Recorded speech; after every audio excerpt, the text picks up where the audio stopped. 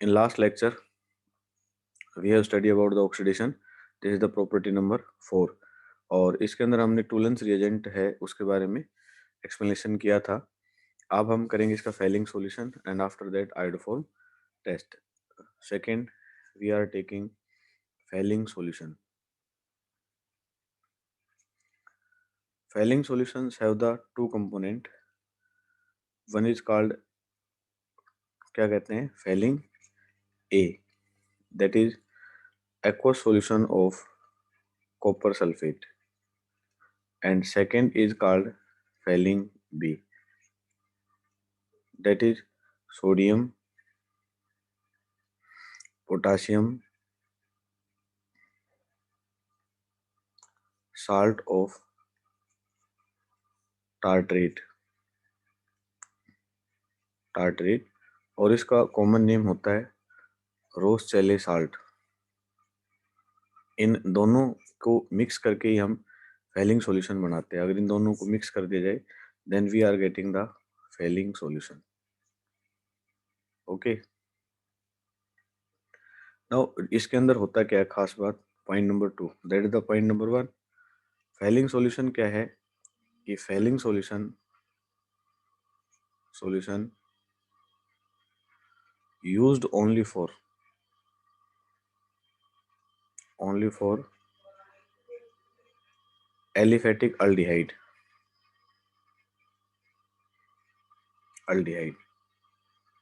Aliphatic aldehyde के ऊपर applicable होगा, एरोमेटिक पे नहीं होगा. रिएक्शन कुछ इस तरह से होती है इसकी कि हमने अल्डिहाइड लिया, दैट्स द अल्डिहाइड, और फैलिंग सॉल्यूशन के अंदर copper ion plus OH ion हम इसके लेके चलते हैं. Then we are getting RCOO negative plus C2O और प्लस H2O. तो ये जो बनता है दैट इज रेड प्रेसिपिटेट, ये फॉर्मेशन करता है, और ये रेड प्रेसिपिटेट ही सॉल्यूशन को अल्डिहाइड और कीटोन को डिस्टिंग करते हैं. तो हम इसको डिस्टिंक्शन करते हैं अल्डिहाइड का कीटोन से कर सकते हैं और एरोमेटिक अल्डिहाइड से कर सकते हैं. That's the second test. Now we will come to the third, that is called iodoform test. तो हम आते हैं इसके थर्ड टेस्ट के ऊपर, that is called iodoform test. Third, that is called iodoform test. Iodoform test की बात करें हम तो आयोडोफॉर्म टेस्ट है, it is based on haloform reaction. Based on haloform reaction. एक रिएक्शन होती है, उस रिएक्शन को क्या नाम देते हैं हम, हेलोफॉर्म नाम देते हैं. दूसरी कंडीशन है कि आयोडोफॉर्म एप्लीकेबल किस में होगा, तो it is applicable in compounds.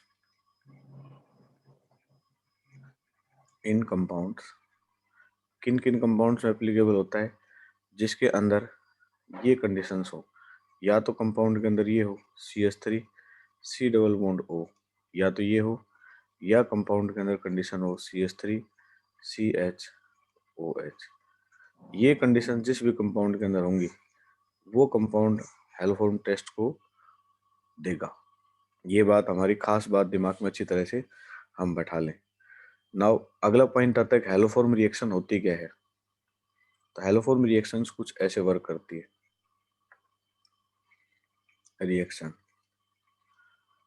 Haloform reaction कुछ ऐसे होगी, ये देखो हमारे पास कोई भी कंपाउंड लिया हमने CH3 C double bond O और हमने लिया CH3. यहाँ से देखे ध्यान से, ये कंपाउंड है, ये क्या कर रहा है, ये कंपाउंड इस कंडीशंस को फॉलो कर रहा है. ठीक है, तो हम सबसे पहले इसकी रिएक्शन किसके साथ करवाते हैं, फर्स्ट कंडीशंस लेते हैं हम, आयोडीन के साथ रिएक्शन करते हैं. इसकी 3 मोलिक्यूल्स लेते हैं, तो ये आयोडीन मोलिक्यूल जो यहाँ से लेके चलेंगे, ये आयोडीन यहाँ रिएक्ट करेंगे इसके साथ, then it will form CHI3. Clear है, इसके साथ रिएक्ट करेंगे CHI3, और हमारे पास जो प्रोडक्ट बचेगा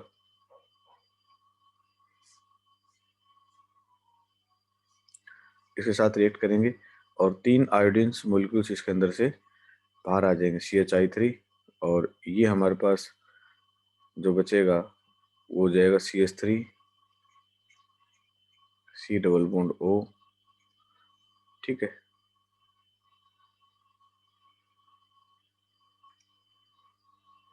और साथ में हम क्या लेके चलते हैं इसके अंदर, NH, तो CH3 C double bond O Na इसकी फॉर्मेशन करता है, that will form iodoform, and this iodoform have the yellow precipitate।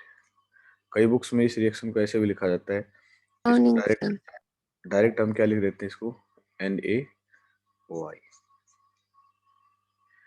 तो आयोडोफॉर्म येलो प्रेसिपिटेट देता है, लेकिन ये उन्हीं कंपाउंड में देता है जिसमें 2 कंडीशंस होती हैं, बाकी कंपाउंड में नहीं देता है। अगर फॉर एग्जांपल हमारे पास ये कंपाउंड हो CH3 CH2 C double bond O CH2 CH3, और आप चाहें कि इसके अंदर आयोडोफॉर्म टेस्ट लगाओ NaOI, तो इसके अंदर नहीं लगेगा। क्यों? क्योंकि ये उस कंडीशन को सेटिस्फाई नहीं करता है। इस कंडीशन, इस तरह से इसके अंदर आयोडोफॉर्म टेस्ट हम नहीं लगा पाएंगे।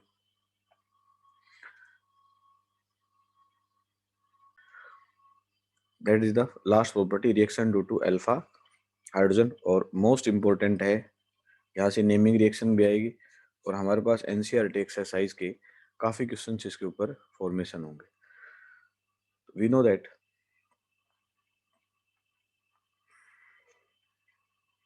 हमें इस बात का पता है कि अल्डिहाइड अगर हम लेके चलते हैं, अल्डिहाइड हमारे पास क्या होते हैं, ये CH3 C double bond O और ये H होते हैं। क्लियर? और कीटोन के अंदर हमारे पास क्या होता है, ये होता है CH3 C double bond O CH3। अब क्वेश्चन आता है कि अल्फा हाइड्रोजन कहाँ होता है।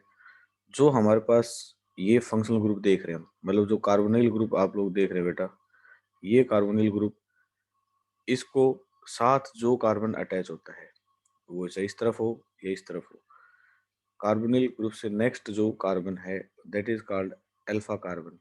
इसको हम क्या बोलते हैं, अल्फा कार्बन। और इसके साथ जो हाइड्रोजन अटैच होता है उसको हम बोलते हैं अल्फा हाइड्रोजन।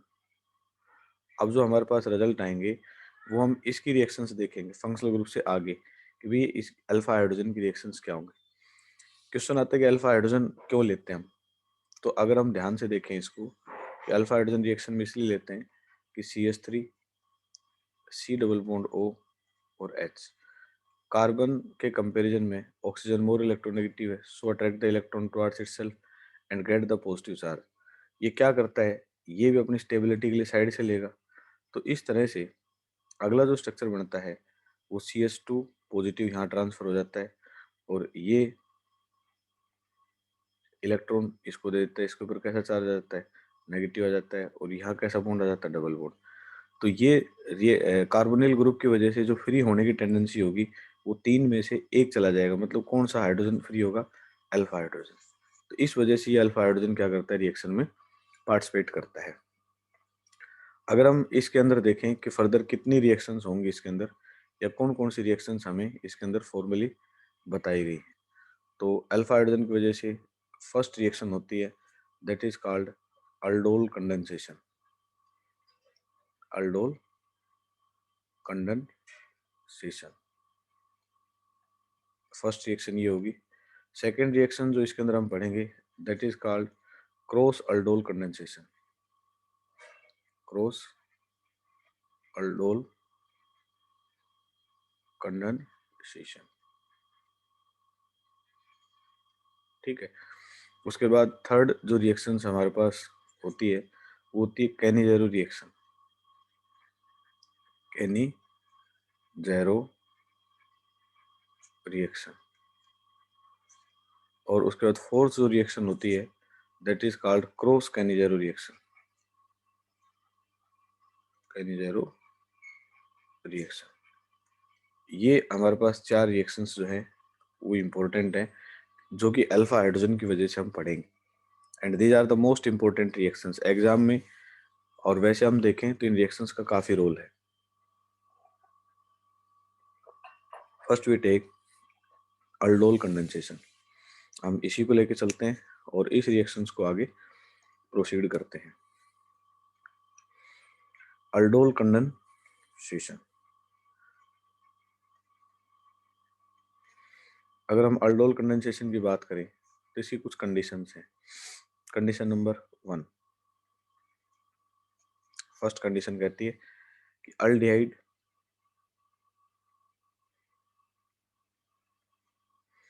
और कीटोन ये दोनों में लागू होता है। अल्डोल और कीटोल दो बनेंगे इसके अंदर, तो अल्डिहाइड मस्ट बी सेम, दोनों अल्डिहाइड सेम होने चाहिए। Second, must have alpha hydrogen, उसके पास अल्फा हाइड्रोजन प्रेजेंट होना चाहिए।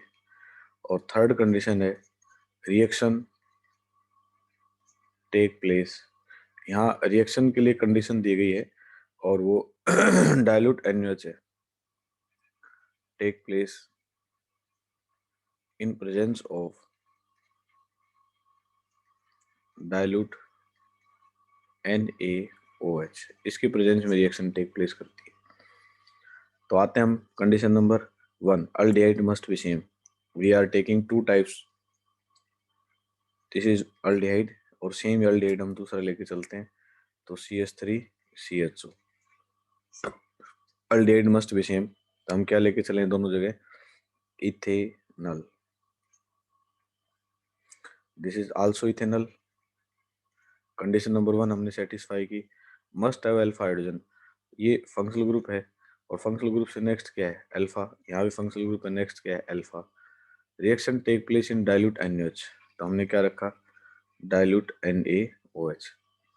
रिएक्शन कैसे टेक प्लेस करेगी, ये अपना अल्फा हाइड्रोजन छोड़ेगा, क्यों छोड़ेगा, इस कंडीशन की वजह से, जैसे ही अपना अल्फा हाइड्रोजन यहाँ से रिमूव करेगा तो ये अल्फा हाइड्रोजन क्या करेगा, देखो इसके ऊपर भी पोलरिटी नेगेटिव और ये कैसा चार्ज कर लेगा पॉजिटिव, हाइड्रोजन के ऊपर कैसा होता है पॉजिटिव चार्ज, तो हाइड्रोजन इसके पास जाएगा और ये जो कार्बन है वो कार्बन क्या करेगा इसके साथ अटैच हो जाएगा, तो ये इसके साथ जाएगा तो इसका कार्बन इसके साथ अटैच होगा और अगला प्रोडक्ट क्या बनेगा, ये बनेगा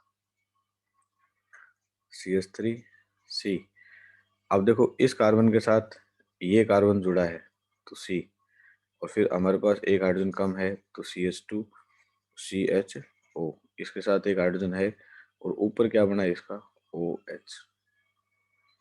इसके अंदर खास बात देखो, इसने H दिया तो ये किस में कन्वर्ट हो गया OH में, और ये कार्बन इससे जुड़ गया तो ये बन गया तो OH, और इसके अंदर दूसरा क्या मौजूद है, ये अल्डिहाइड, तो अल्डिहाइड और अल्कोहल दोनों मौजूद हैं, इसलिए इसको बोलते हैं अल्डिहाइड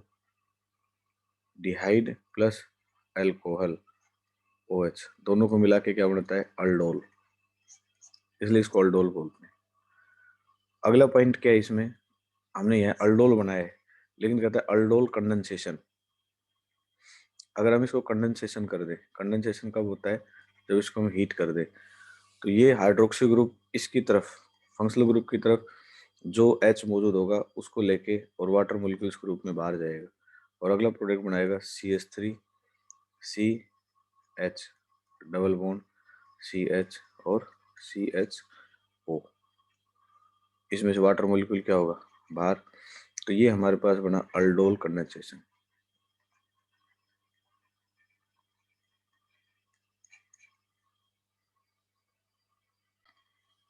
हम पढ़ रहे हैं अल्डोल कंडेंसेशन, क्योंकि कीटोन की रिएक्शन सेम होती हैं as aldehyde, ketone have same reaction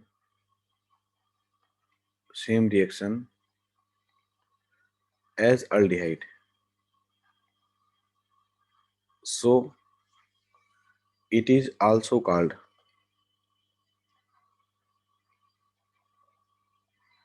उसको क्या कहा जाता है कीटोल कहा जाता है। ठीक है, तो कीटोल का नाम क्यों लिखा जाता है, सेम रिएक्शन होती है, तो कीटोल की फॉर्मेशन कैसे होगी ये देखें। अपनी जो रिएक्शन थी उसमें फर्स्ट कंडीशन थी कंपाउंड मस्ट बी सेम, हमने कीटोन के मेंबर लिया हमने ये, what is the name of this compound, कोई बच्चा बताएगा। क्या नाम इसका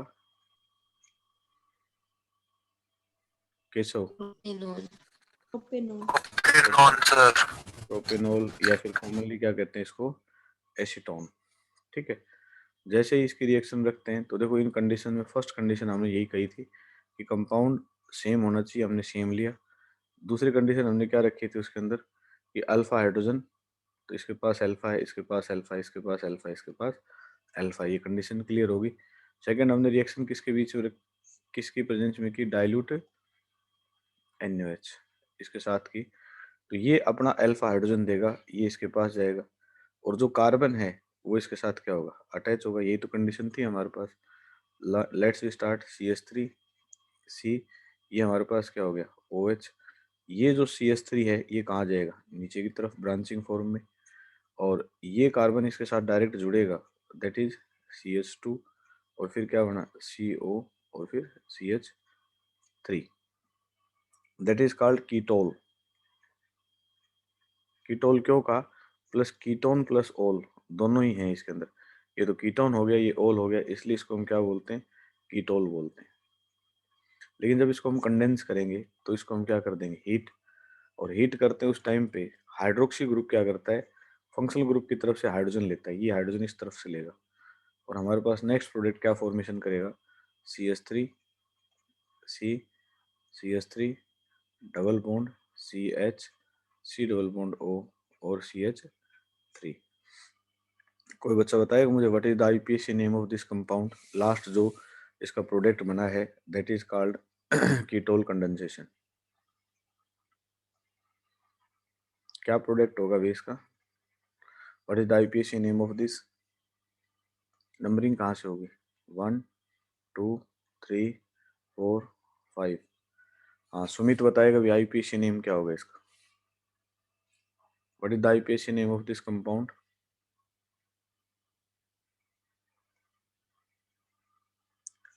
4 मिथाइल पेंट, 3 नंबर पे डबल बॉन्ड है पेंट 3 इन, और 2 नंबर पे क्या हो जाएगा on 2 on.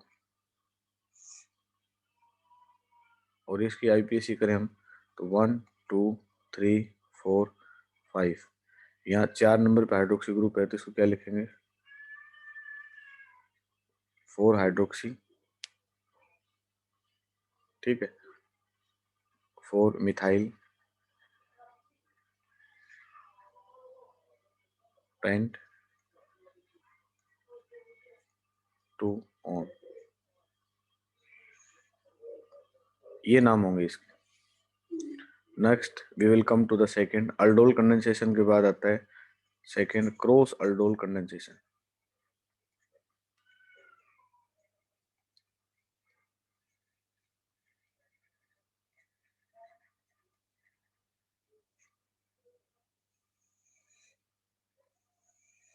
Cross aldol condensation, इसकी कंडीशन क्या है, point number 1, aldehyde must be different. वहाँ क्या थी दोनों में, सेम थी, यहाँ अल्डिहाइड क्या कहता है, दोनों के दोनों क्या होनी चाहिए, डिफरेंट होनी चाहिए। Second, one must have alpha hydrogen, एक के पास अल्फा हाइड्रोजन होना जरूरी है। तीसरी कंडीशन क्या है कि reaction take place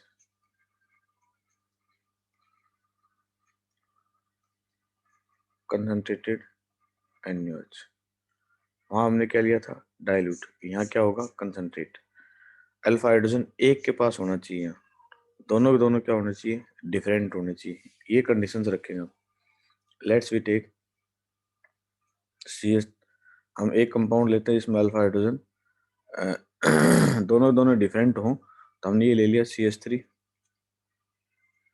CH2 C double bond O CH3, sorry H लेंगे, इसको अल्डिहाइड करके केस लेके चलेंगे हम। दूसरा हमने ये ले लिया, देखो दोनों अल्डिहाइड डिफरेंट है, ये हमारे पास क्या है, प्रोपेनल, ये क्या है हमारे पास, इथेनॉल। रिएक्शन किसके प्रेजेंस में हो? कंसंट्रेट NaOH के प्रेजेंस में। इसके पास अल्फा हाइड्रोजन है, तो ये क्या करेगा, अपना इसको देगा और ये कार्बन इसके पास आएगा। प्रोडक्ट फॉर्मेशन क्या होगी? CH3 CH2 C, ये क्या हो जाएगा? OH, और ये इसके साथ जुड़ जाएगा तो हमारे पास क्या बनेगा? CH2 और CHO। देखो ये जो बना, ये बना क्रॉस अल्डोल।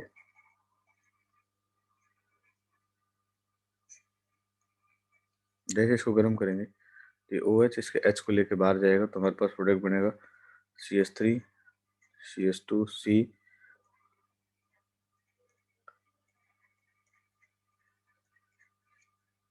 ये क्या हो गया? Cross aldol condensation.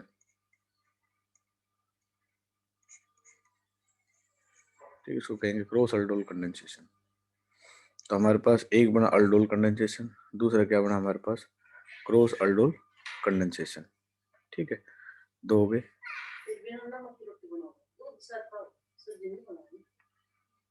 Cross aldol condensation और दूसरा क्या हुआ? Cross aldol condensation. मेरे ख्याल से इसमें क्लियर है बेटा, किसी बच्चे को डाउट नहीं है। तो थर्ड प्रोब लेते हैं हम, कैनेजेरो रिएक्शन। कैनेजेरो रिएक्शंस की अपनी कुछ कंडीशंस हैं। कंडीशन नंबर 1, फर्स्ट कंडीशन है अल्फा हाइड्रोजन अब्सेंट। पीछे वाले में क्या थी? प्रेजेंट थी, यहाँ क्या होगी? अब्सेंट। इसके अंदर कंपाउंड जो है वो सेम होने चाहिए। Compound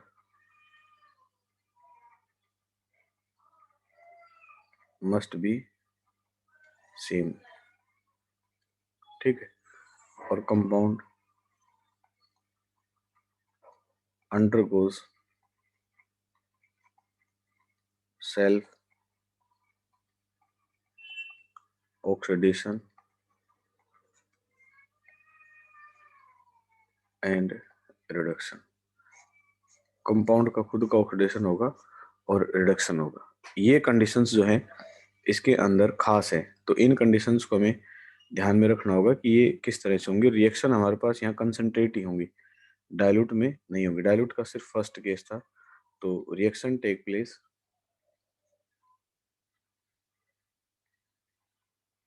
in concentrated NaOH। Concentrated NaOH या फिर हम KOH लेके चलते हैं। ये चार कंडीशंस अगर सेटिस्फाई हैं तो कैनिजारो का केस। अल्फा हाइड्रोजन अब्सेंट हम केस लेते हैं या समझते हैं कि अल्फा हाइड्रोजन अब्सेंट कंपाउंड, कौन कौन से कंपाउंड हैं जिनके अंदर अल्फा हाइड्रोजन अब्सेंट होती है? ये कंडीशंस देखते हैं। सबसे पहले हमारे पास एक कंपाउंड होता है ये HC डबल बॉन्ड OH। देखो फंक्शनल ग्रुप से नेक्स्ट कार्बन नहीं है, ये होता है फॉर्मल्डिहाइड। फॉर्मल्डिहाइड का केस लोगे, इसमें अल्फा हाइड्रोजन हमेशा अब्सेंट मिलेगा। एक केस होता है ये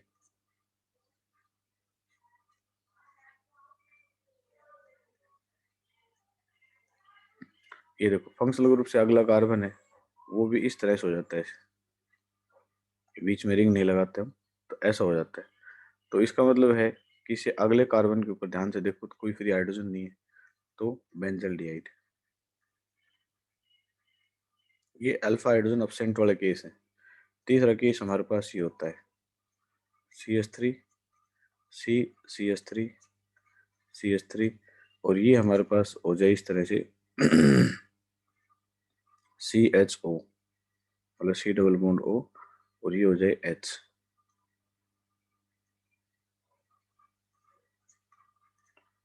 तो इससे नेक्स्ट कार्बन है ये। तो देखो इसके पास कोई अल्फा हाइड्रोजन नहीं है। ठीक है, तो ये तीन केस हैं। इन तीन केस को हम किसके अंदर लेके चल सकते हैं? कैनेजारो रिएक्शन में। तो हम इनमें से कोई भी केस उठाते हैं। Let's we take the formaldehyde. Formaldehyde लिया हमने HCHO HCHO। ओके, और रिएक्शन किसके प्रेजेंस में की, कंसंट्रेट NaOH। ठीक है, compound undergo self oxidation and reduction. अगर एल्डिहाइड का ऑक्सीडेशन होता है तो किस में बदलता है, कार्बोक्सिलिक एसिड में। हम सभी को पता है कि ये हमारे पास फॉर्मल्डिहाइड है, फॉर्मल्डिहाइड है। इसका ऑक्सीडेशन करोगे तो इसमें बदलेगा, और इसका रिडक्शन करेंगे तो किसमें बदलेगा, एल्कोहल। सभी को पता है अल्डिहाइड का ऑक्सीडेशन होगा तो कार्बोक्सिलिक में, और दूसरे पार्ट का रिडक्शन होता है तो रिडक्शन करते ही किसमें बदलता है, एल्कोहल के अंदर। तो इस तरह से हम, ये हमारे पास हो जाएगा फॉर्मिक एसिड, और ये हमारे पास हो जाएगा मिथेनॉल। ये कैनिजर रिएक्शन की खास बात है कि इसके product formic acid plus methanol का मिक्सचर बनाते हैं। ठीक है, तो ये हमारे पास कंप्लीट कंसेप्ट हुआ Cannizzaro reaction.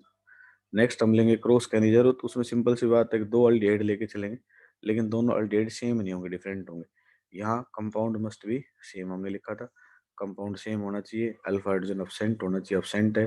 Compound undergo self oxidation and reduction, oxidation हुआ इसका तो कार्बोक्सिल में कन्वर्ट हुआ, और इसका रिडक्शन हुआ तो किस में कन्वर्ट हुआ, एल्कोहल के अंदर। ठीक है, इसको क्रॉस कैनिजर रिएक्शन भी इम्पोर्टेंट है, और जिस जैसे हमने पीछे किया था उसी तरह से इसकी कुछ कंडीशन है। पहली कंडीशन क्या होनी चाहिए इसमें, alpha hydrogen, alpha hydrogen absent, clear. दूसरी कंडीशन क्या होनी चाहिए, कंपाउंड मस्ट बी डिफरेंट,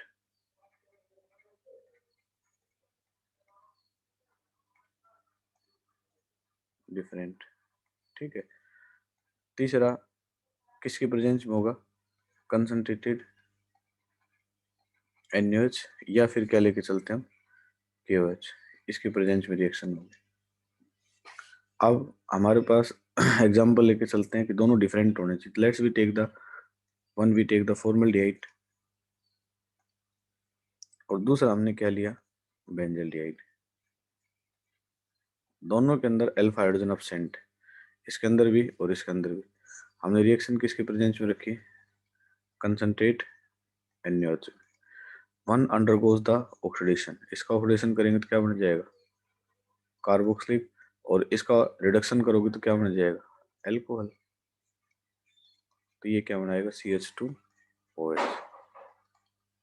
ठीक है, यही तो क्रॉस कैनिजर रिएक्शन है। क्रॉस कैनिजर कहती है कि इसका करो ऑक्सीडेशन और इसका क्या करो, reduction, undergoes the self oxidation and reduction, reduction करते ही ये इसमें बदल जाएंगे। और ये हमारे पास जो प्रोडक्ट आया ये क्या कहलाता है, क्रॉस कैनिजेरो रिएक्शन। क्लियर है। इसको रिएक्शंस को ओवरकम करते हुए एक रिएक्शन और आती है, that is called Tishchenko reaction.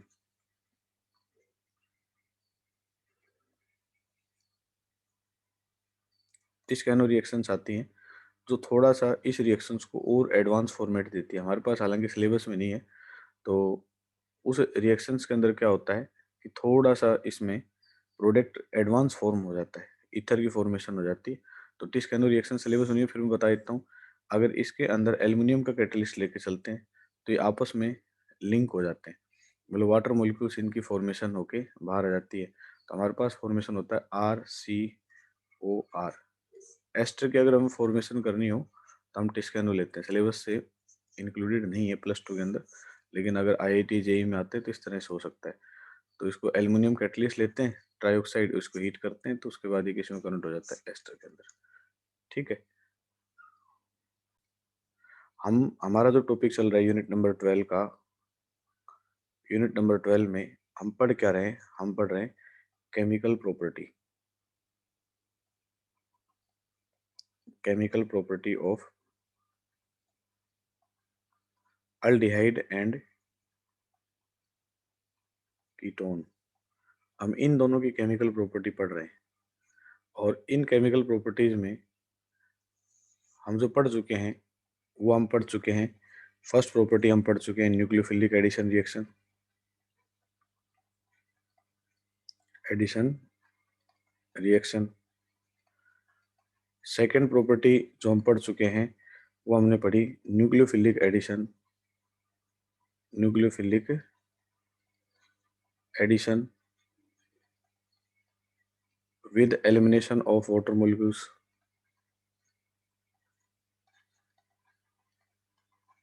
Nation of water molecule, ये पढ़ी हमने। थर्ड प्रॉपर्टी जो हमने पढ़ी वो हमारे पास थी रिडक्शन। फोर्थ प्रॉपर्टी हमने पढ़ी ऑक्सीडेशन। फिफ्थ प्रॉपर्टी हमने पढ़ी reaction due to alpha hydrogen. और एक छोटी सी प्रॉपर्टी है जिसके ऊपर कई बार क्वेश्चन आ जाता है हमारे पास, सिक्स्थ प्रॉपर्टी है, that is called electrophilic reaction. देखो हर ग्रुप के अंदर इलेक्ट्रोफिलिक रिएक्शंस होती हैं, तो इलेक्ट्रोफिलिक रिएक्शंस हम यहाँ भी देखना चाहेंगे। और इलेक्ट्रोफिलिक में तुम सभी पढ़ते हैं हम, halogenation, sulphonation, nitration, Friedel craft. तो इलेक्ट्रोफिलिक रिएक्शन में अगर हम देखें तो ये हमारे पास है बेंजल्डिहाइड CHO। और इसके अंदर हमने पढ़ा नाइट्रेशन। नाइट्रेशन मीन्स HNO3 हमने ऐड की, और HNO3 किसके प्रेजेंस में ऐड होती है, कंसंट्रेटेड H2SO4 में। तो HNO3 डिसोशिएट हो जाती है OH नेगेटिव और NO2 पॉजिटिव।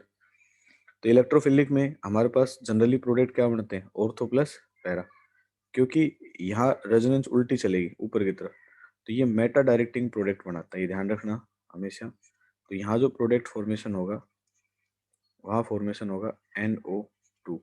मतलब यहाँ जो इम्पोर्टेंट पॉइंट है बताने का वो यही है कि इलेक्ट्रोफिलिक रिएक्शन करोगे, यहाँ प्रोडक्ट होगी मेटा डायरेक्टिंग प्रोडक्ट।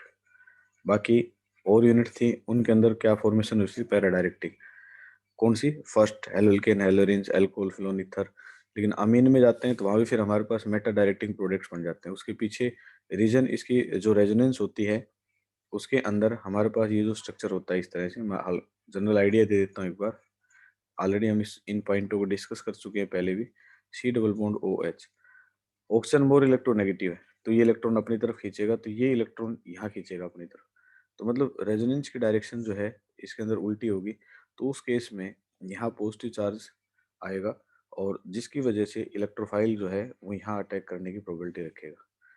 तो this the most important lecture जो हमने कंप्लीट किए हैं, जिसमें कंप्लीट केमिकल प्रॉपर्टी पढ़ी है। और एग्जामिनेशन व्यूज देखें तो 5 मार्क्स का क्वेश्चन इसके अंदर आएगा, 101% आएगा। तो ध्यान से इसको करें। अब इसका पार्ट B है जो कार्बोक्सिलिक एसिड है, वो हम अगले लेक्चर्स में कवर करेंगे।